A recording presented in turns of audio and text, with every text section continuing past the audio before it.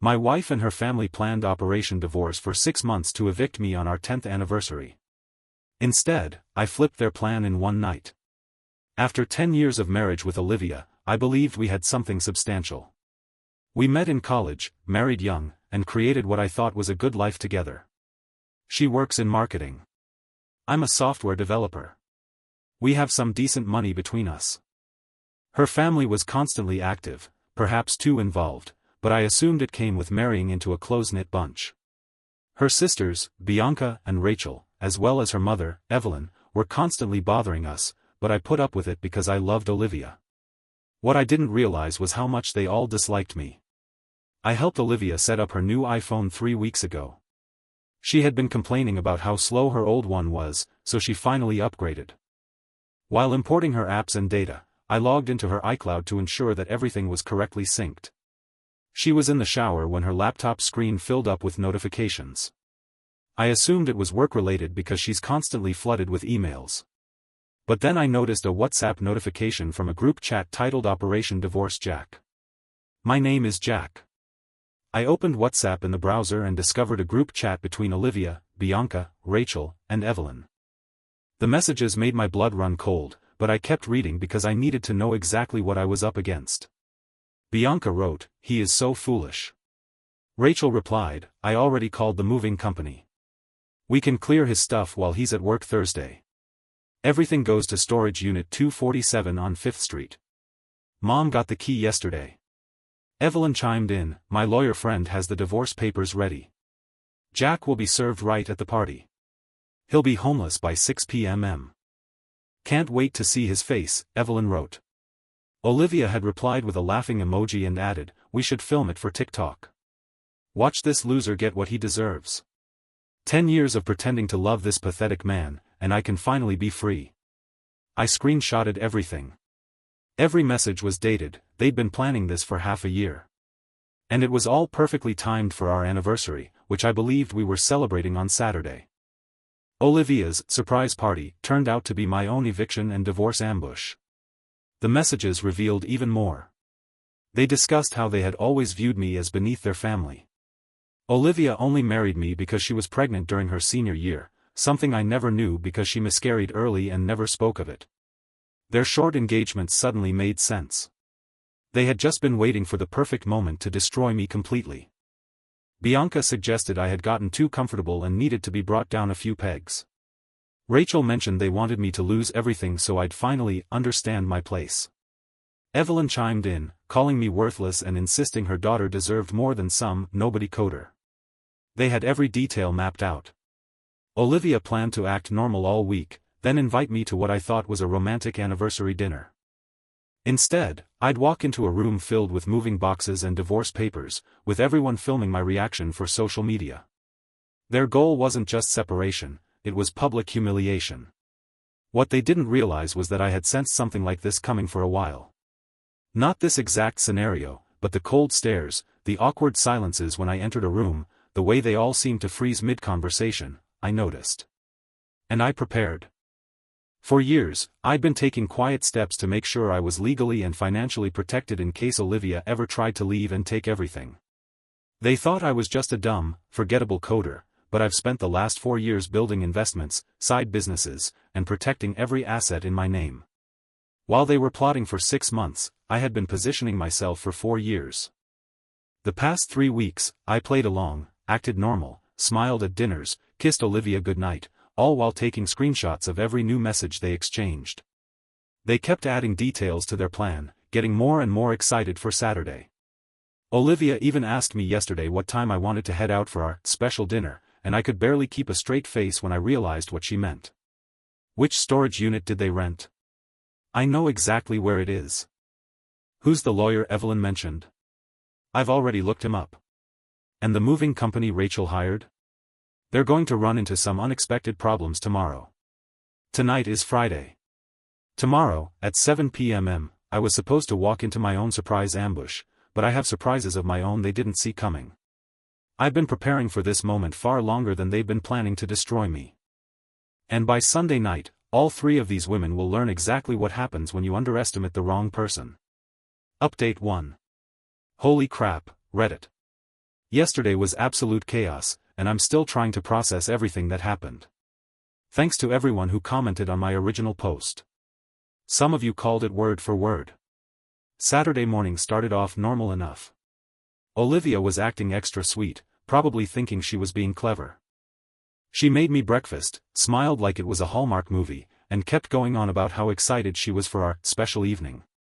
She even brought up memories from our wedding, told me how much she loved me, how lucky she was, how meaningful our 10th anniversary was going to be.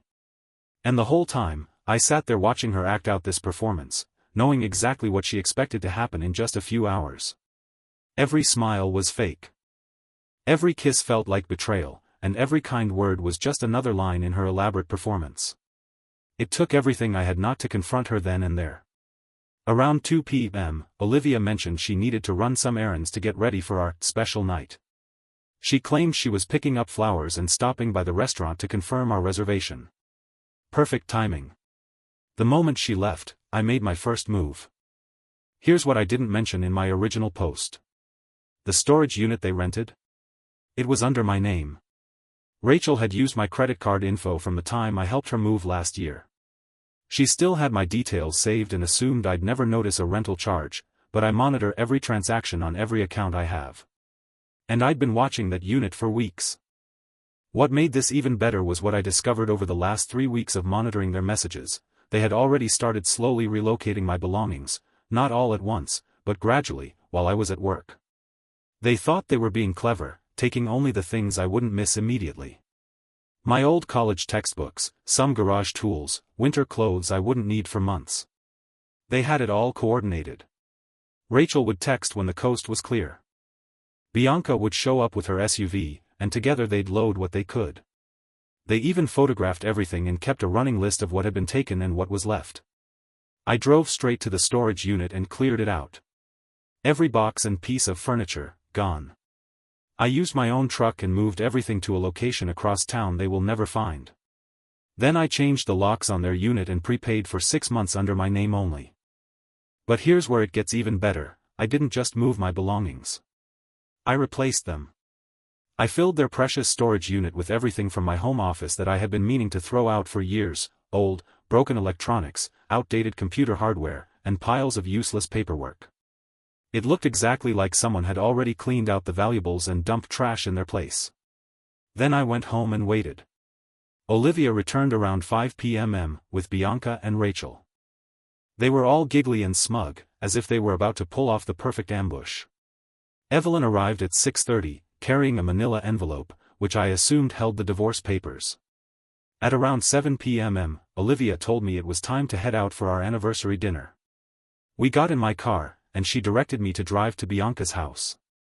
As we pulled up, I could see movement through the windows. That was my confirmation, this was it. Olivia casually said she just needed to grab something real quick. When we walked through the door, they were all standing there with smug grins on their faces. Evelyn stepped forward, holding the envelope. Bianca pulled out her phone, clearly ready to start filming. That's when I calmly said the line I'd been practicing for 3 weeks. Before you start filming, you might want to check storage unit 247. Olivia turned absolutely white. Rachel literally dropped her phone. Bianca started asking what I meant, but I could already see the panic setting in. I told them about Operation Divorce Jack. I knew everything, every message, every plan, every petty detail they'd spent months coordinating. Then I took out my phone, and started reading their own words back to them. The room exploded. Olivia immediately began screaming that I had violated her privacy and was insane for spying on her personal conversations. Evelyn demanded to know how I had gained access to private family chats. Bianca began accusing me of being mentally unstable and manipulative. But here's what made the whole moment so perfect. They couldn't deny a single thing. Every hateful word, every plan to publicly humiliate me, every disgusting insult they'd tossed around for months, it was all there. In black and white. Olivia tried to brush it off, saying they were just venting and that they never intended to actually follow through. But I had screenshots from just yesterday, Rachel confirming the moving truck rental, Evelyn discussing how I'd be served papers that evening. The argument lasted over an hour and quickly escalated. Rachel shouted that I deserved everything they had planned, claiming I'd been dragging Olivia down for years. She said I was dead weight, and that Olivia could have married someone successful if she hadn't been stuck with me. Bianca jumped in, calling me pathetic and reminding me that their family had never accepted me. That they'd been hoping Olivia would wake up for years. But it was Evelyn who got the angriest. Evelyn began telling me that I had no idea who I was dealing with, that her family had connections and resources I couldn't even comprehend, and that I had made a massive mistake thinking I could outsmart them. She went on and on about how they could ruin my life, how they had ways of punishing anyone who crossed them.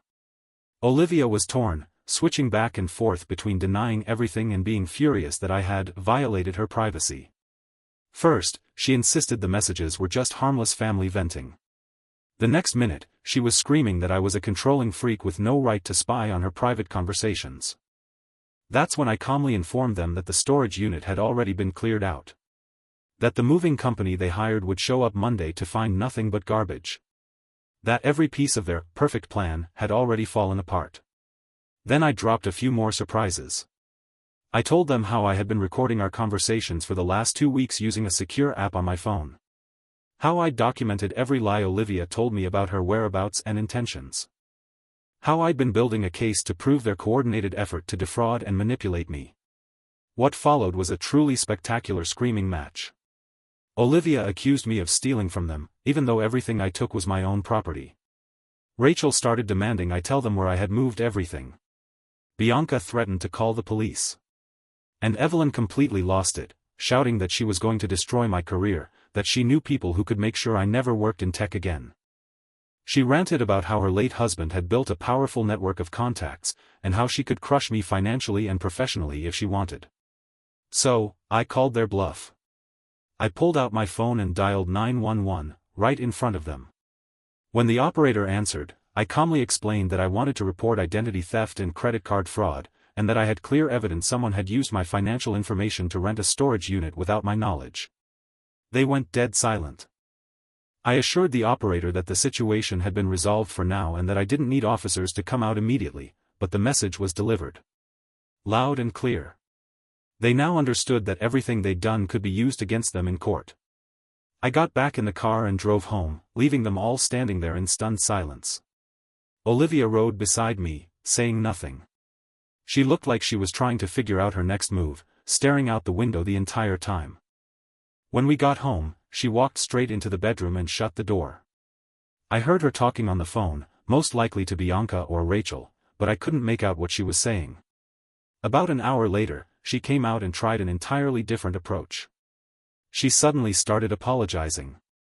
Said the group chat was just family drama, and that none of it was serious. Claimed her sisters had pressured her into going along with their plan and that she'd been trying to find a way out of it.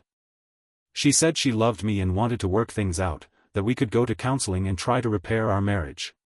She even suggested we renew our vows and throw a proper celebration for our 10-year anniversary. I listened to every word, but I didn't believe a single one. This is the same woman who spent months scheming to publicly humiliate me. Who described me as miserable and worthless to her entire family. Who planned to serve me divorce papers as entertainment for social media. But here's the thing, Reddit. What they experienced so far, the exposed chat, the storage unit fiasco, that was just the opening move. They think that was the worst I could do. They think Olivia can charm her way back into normalcy. They have no idea what's coming next. See, while they spent 6 months planning Operation Divorce Jack. I spent 4 years preparing for something just like this. I've built financial strategies they don't know exist. Legal protections they never thought to look for. Contingency plans for scenarios they couldn't even imagine. Remember in my original post when I said I had been building wealth through investments and side projects? There's more to that story. For the last 4 years, I've been intentionally protecting myself against exactly this kind of family manipulation. Every account, asset, and legal document I control has been designed to shield me from their reach. The storage unit swap. That was just a warning shot, my way of showing them I'm not the clueless, helpless pushover they thought I was. The real pressure hasn't even started. Monday morning is going to be very interesting for all 3 of these women. Let's just say Evelyn's claims about her family's connections and wealth are about to be tested in ways she never anticipated. I promised you that these women would have an exciting Monday morning. That turned out to be an understatement. First, let me respond to some of the criticism I got after my last update. Yes, a few people said I should have just walked away and started fresh. But doing that would have let them keep believing they could ruin people without consequence. These women spent months plotting to publicly humiliate me, to make me homeless for their own amusement. So no, walking away was never an option. Monday started early. Olivia left for work around 7:30 a.m. Still trying to act like everything between us was fine. She even kissed me goodbye and said she hoped we could talk more about healing our marriage when she got home. I smiled, nodded, told her to have a great day. At exactly 8 a.m., I made my first move. See, during those 4 years of preparation, I wasn't just building wealth and locking down my assets. I was studying, in detail, every single member of her family, their jobs, finances, responsibilities, weaknesses. Information is power. And I had gathered plenty. They thought they knew everything about me, the quiet coder who never made waves at family dinners. They assumed I was weak. Easy to control. They never bothered to learn what I was actually capable of. Olivia works at a small marketing agency that manages social media for local businesses. What she doesn't know is that for the past 2 years, I have been providing web development services for 3 of her firm's biggest clients, not through her agency, but directly with the business owners. At 8 a.m., I emailed all 3 of them individually with detailed proposals. I offered to manage their entire digital presence in-house, at a much lower rate than what they were paying her agency. By 9:15 a.m., I had signed contracts with 2 of them, and received a verbal agreement from the third. Olivia's company lost 60% of its revenue in under 90 minutes. Now, on to Bianca. She works as a rental property manager for a company that oversees about 40 units across town. What she doesn't realize is that her supervisor, Brandon, and I went to college together. We weren't close friends, but Brandon and I had stayed loosely connected through LinkedIn. At 10 a.m., I gave him a call and said I needed to discuss a serious issue concerning one of his employees, Bianca. I calmly laid out how she had been misusing company resources for personal vendettas, specifically, accessing tenant data and management tools to help orchestrate harassment campaigns against family members. I never accused her of anything criminal, I simply presented the facts. Bianca had used her work computer to research storage unit rentals for their so-called Operation Divorce Jack. She planned personal activities, like coordinating moving trucks, during work hours. She even used the company vehicle for several of their relocation runs. Brandon took it very seriously. By noon, Bianca was in a meeting with HR to explain her misuse of company resources and potential violations of privacy protocols. Next came Rachel, and honestly, she was the easiest target. Rachel works part-time at a dental clinic and supplements her income with weekend catering gigs. She'd built a solid reputation in town as someone who could pull off small events, birthday parties, and casual weddings.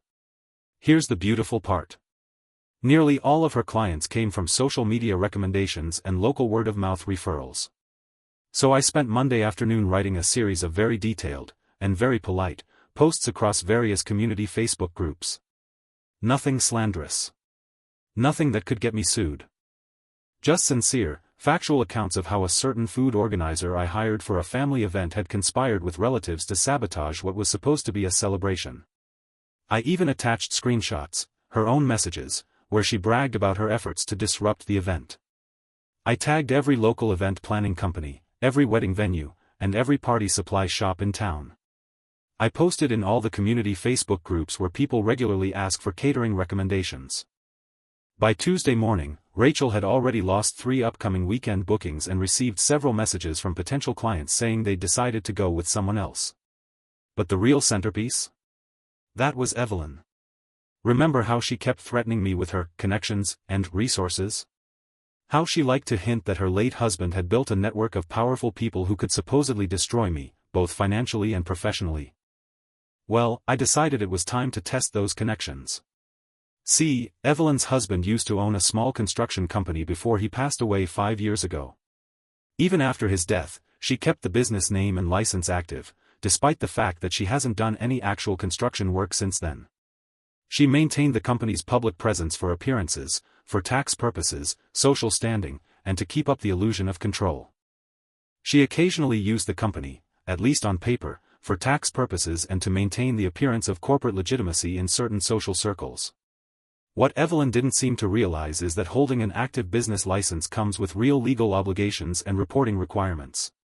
And if you're not actually running a legitimate operation, that can raise red flags with licensing boards and regulatory agencies. So on Tuesday afternoon, I filed formal complaints with both the State Contractor Licensing Board and the local Business Regulatory Office. I reported that the company appeared to be completely inactive despite maintaining an active license. I expressed concern that this could constitute a misrepresentation of business activity and requested that official investigations be launched. Nothing illegal on my end, just a concerned citizen asking reasonable questions about regulatory compliance and potential misuse of business credentials. And that's when things started getting really interesting. By Wednesday morning, all three women were starting to panic. Olivia came home Tuesday night clearly upset. Her supervisor had called an emergency meeting to address the sudden loss of major clients, the ones I pulled. Bianca was now facing a formal investigation at work and the strong possibility of being fired. Rachel was scrambling to salvage her reputation as her weekend bookings evaporated, and Evelyn had received 2 official notices from separate regulatory agencies, both demanding documentation regarding her business operations and informing her of upcoming compliance audits. By Wednesday evening, all 4 of them showed up at my doorstep, together. This time, there were no fake smiles. No pretending everything was fine. They were furious. And desperate for answers. Olivia started screaming that I was destroying innocent people's livelihoods over a petty family squabble. She claimed that her coworkers might lose their jobs because of my vindictive behavior. Bianca demanded that I call Brandon, her boss, and tell him that everything I'd reported was a lie. Bianca was visibly panicked. She said she needed her job to cover her car payments and rent, and that losing it would leave her with nothing. Rachel was in tears, begging me to take down the social media posts. She said she couldn't afford to lose her catering income. Her rent was due next week, and she had planned to pay it with her upcoming weekend gigs. But Evelyn, she was different. She didn't beg. She didn't threaten. She just observed, calculating, trying to gauge how much I actually knew and what I might do next. Then she asked me, flat out, what I wanted. What would it take for me to stop?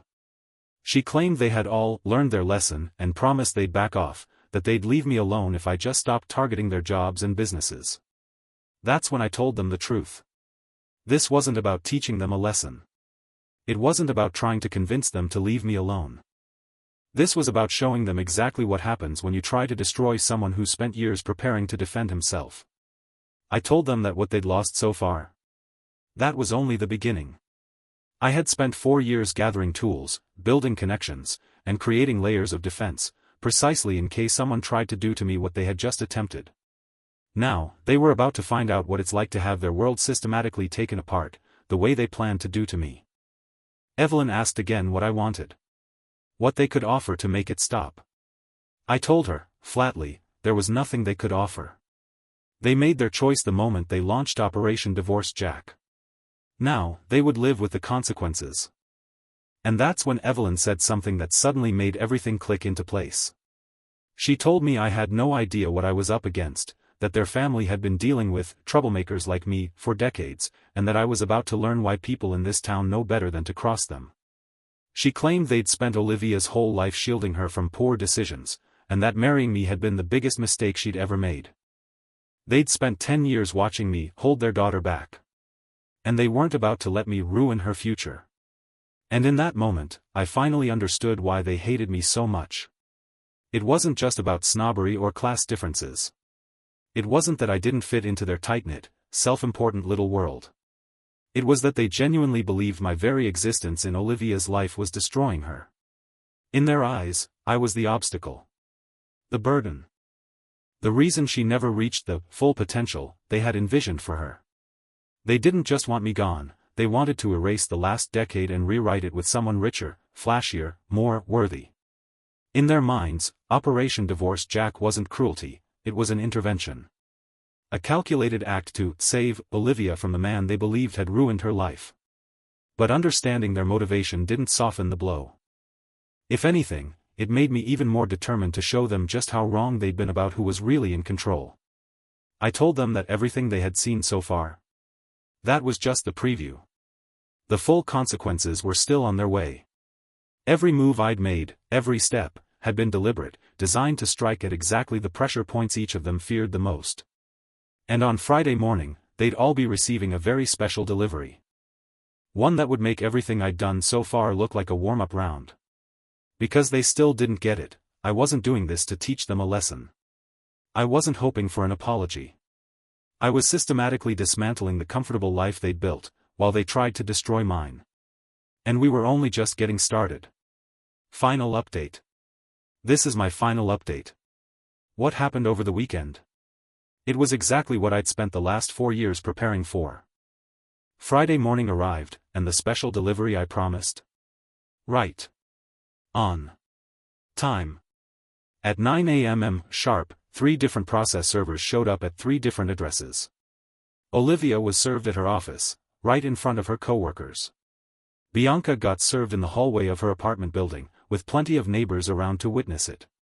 Rachel received hers at the dental clinic where she works part-time. And Evelyn? Hers was hand-delivered to her front door. The documents? Eviction notices. But not the kind they were expecting. Here's something none of them knew, not once in 10 years did I mention it. Olivia and I have lived in the same house for most of our marriage. She always believed it was our house, that we co-owned it. But I bought it outright 3 years ago with money from my side businesses. Her name? Never once appeared on the deed, the mortgage, or any legal document tied to the property. She had been living there as my guest the entire time, without even realizing it. The eviction notice gave her 30 days to vacate the premises, citing irreconcilable differences and the breakdown of a domestic partnership. Completely legal, and completely enforceable. But that wasn't all. Bianca's apartment? Turns out the building is owned by a property investment company I've been doing web development work for over the past 18 months. When I raised concerns with them about one of their property managers misusing company resources for personal vendettas, and the potential legal liability it could create, they took it very seriously. Her lease termination notice cited multiple violations of building policy and possible conflicts of interest tied to her conduct as a representative of the management company. Then there's Rachel.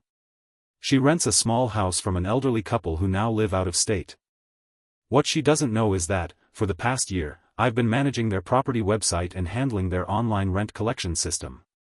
When I informed them that their tenant had been involved in targeted harassment campaigns, and that her actions could reflect poorly on their property, they made the decision not to renew her month-to-month lease.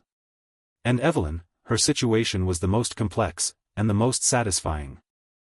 The regulatory complaints I submitted had started turning up anomalies in her corporate records. Nothing outright illegal, but enough inconsistencies to cause serious problems with her property taxes and homeowners insurance. Turns out, maintaining an inactive business license while simultaneously claiming residential property tax exemptions creates some very messy legal gray areas. Her notice wasn't an eviction, it was a foreclosure warning. The questions raised about her business triggered a review of her mortgage terms. And because of a few minor technical violations, the bank now had solid grounds to cancel her loan. By Friday afternoon, all 3 women had called me, but not as a group this time. Individually. Each one trying a different strategy. Olivia came home devastated. She cried. Begged me to reconsider. She said she'd do anything to save our marriage, including cutting ties with her family, if I would just let her stay. She agreed to go to counseling. Said she'd change everything about herself to make up for Operation Divorce Jack. She even offered to sign a post-nuptial agreement that would give me full control over our finances. I listened patiently, and then calmly informed Olivia that her 30-day clock started today. Later that evening, around 6 p.m. Bianca called me, completely frantic. She said losing both her job and her apartment in the same week would destroy her financially. She begged me to reconsider, offered to compensate me, even said she'd work for me for free if I would just call off the property management complaints. She insisted over and over that she had learned her lesson, and that she would never meddle in my life again. I told her the consequences of her choices were only just beginning to unfold. Then, on Saturday morning, Rachel showed up at my front door, sobbing uncontrollably. She said she had already lost most of her catering clients and was now on the verge of becoming homeless. She kept asking what she could do to stop all of this. What she could offer me to make things right. Rachel said she had some savings and was willing to give me every last cent if I would just help her keep her rental home. I reminded her, gently, but directly, that not long ago, she was eager to film my humiliation for TikTok, laughing while they planned to tear my life apart. Then I asked her how it felt to be on the other side of that equation. But Evelyn, she responded very differently. She didn't cry. She didn't plead. She didn't offer anything. She showed up at my house on Saturday evening, calm and composed, with a cold, calculated look on her face. And then she told me. I had just made the biggest mistake of my life. She claimed her family had connections I couldn't possibly comprehend. Resources I didn't understand. And problem-solving methods I'd never expect. Evelyn said she'd spent the last 2 days making phone calls, and that I was about to learn why people in this town don't cross her family. So I asked her. How are those connections working out for that little foreclosure issue of yours? That's when she cracked. She admitted that most of her late husband's former business associates had either moved away or retired in the past 5 years. That the intimidating network she kept invoking was mostly just faded memories and old business cards. She confessed that she'd been maintaining the illusion of influence and control to protect the family's image, but the truth was much different. When her husband died, he left her with more debt than assets, and she'd been struggling financially for years, putting on a show like everything was fine. The issues with the business license weren't just bureaucratic red tape, they were the final blow, exposing just how precarious Evelyn's situation really was. By Sunday morning, reality had hit all of them, hard. Olivia had spent the weekend frantically calling family and friends, trying to find somewhere to stay. But word had already spread about our marriage unraveling, and most people didn't want to get involved in what clearly looked like a messy, bitter divorce. Bianca had applied for emergency housing assistance, but was denied. Her income loss was too recent to meet the qualifications. And her savings? Not even close to covering a security deposit and first month's rent for a new apartment. Rachel had tried staying with friends, but with her reputation shattered in the local catering scene, she couldn't offer her services in exchange for a place to sleep. She ended up spending Saturday night in her car, parked in a Walmart parking lot. And Evelyn? The foreclosure process had accelerated due to the regulatory issues I triggered. She now had less than 2 weeks to come up with a substantial payment or find alternative housing. By Sunday evening, they all showed up at my house, one last time. But this wasn't like earlier in the week. There were no raised voices. No angry threats. No fake confidence. This was pure desperation. They stood on my front porch looking exhausted, defeated, and honestly, terrified. Olivia had clearly been crying for hours. Bianca kept checking her phone like she was hoping for a miracle call. Rachel looked like she hadn't slept in days. And Evelyn, she looked like she had aged a decade in just 1 week. Olivia spoke first. She said they were sorry for everything, that they never intended for things to get this out of hand.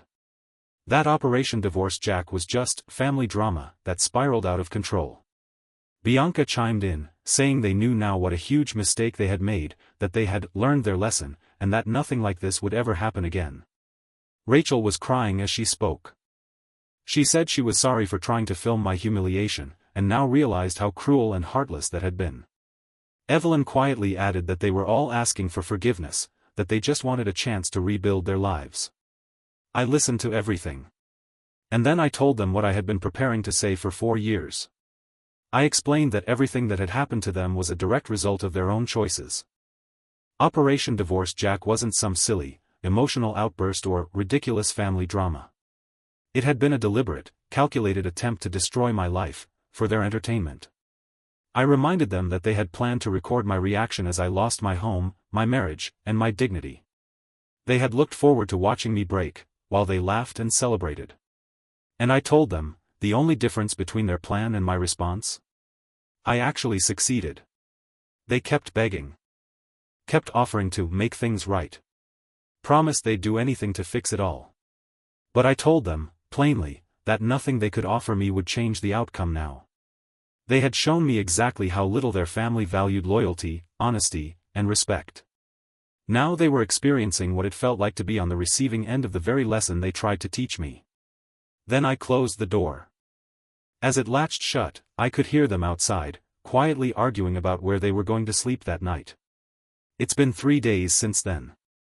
I've seen Olivia's car parked behind the grocery store, looks like that's where she's been sleeping. Bianca has been living out of the parking lot at a 24-hour laundromat. Rachel and Evelyn have been using Evelyn's car to hop from place to place, trying to avoid getting kicked out by security or spotted by the police. They've been texting me, calling, leaving voicemails, all with the same message. We're sorry. We didn't mean it. Please. The desperation in their voices grows with each message. Olivia left me a 40-minute voicemail yesterday, crying, apologizing over and over again. But I'm not responding. 4 years ago, when I first began to sense their disdain. When I saw the condescension in their eyes, the quiet disgust behind their smiles. I promised myself that if they ever came for me, I would be ready to return the blow, tenfold. I spent those years building my resources, forming connections, and turning myself into someone they couldn't touch. They wanted to watch me fall, to laugh, record it, and post my downfall on social media. Instead, they're sleeping in their cars. And I'm here, in my home, with a thriving business, and complete financial security. They called it Operation Divorce Jack. But in the end, I'm the one who executed it to perfection.